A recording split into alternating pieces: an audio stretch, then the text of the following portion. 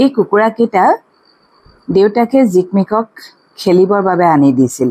ৰঙা, নীলা, হালধীয়া কুকুৰা পোৱালিকেইটা দেখাত বৰ মৰম লগা আছিল। সিহঁত আমাৰ কোলাতেই ডাঙৰ হ'ল।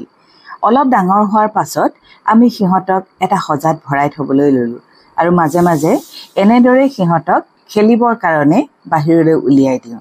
কিন্তু আচৰিত কথা, যেতিয়া সিহঁত সজাৰ ভিতৰত থাকে আটাইকেইটা খুব মিলা প্ৰীতিৰে থাকে, খুব শান্তভাৱে থাকে। আৰু যেতিয়া সিহঁতক বাহিৰলৈ উলিয়াই দিয়া যায় তেতিয়া সিহঁতে ইটোৱে সিটোৰ লগত যুঁজিবলৈ আৰম্ভ কৰে, অৰ্থাৎ ইটো সিটোৰ বাবে পৰম শত্ৰু হৈ পৰে। এনেকুৱাকৈ যিমানখিনি সময় আমি বাহিৰত হওঁ সিমানখিনি সময় সিহঁত কেৱল যুঁজ বাগৰ কৰিয়ে কটাই দিয়ে। কথাটো ভাবিবলগীয়া। যেতিয়া বন্দিত্বত থাকে তেতিয়া আচলতে মিলা প্ৰীতিৰে থাকে আৰু যেতিয়াই মুকলিলৈ আহে তেতিয়াই আচলতে ইটোৱে সিটোক শত্ৰু জ্ঞান কৰে। এই কথাখিনি আচলতে বহু সময়ত মানুহৰ জীৱনতো খাটে যেন অনুভৱ হয় আৰু সেইকাৰণেই আচলতে কেতিয়াবা এনেকুৱা বহু সময়ত এনেকুৱা বন্দিত্বৰো প্ৰয়োজন হয় যেন অনুভৱ হয়।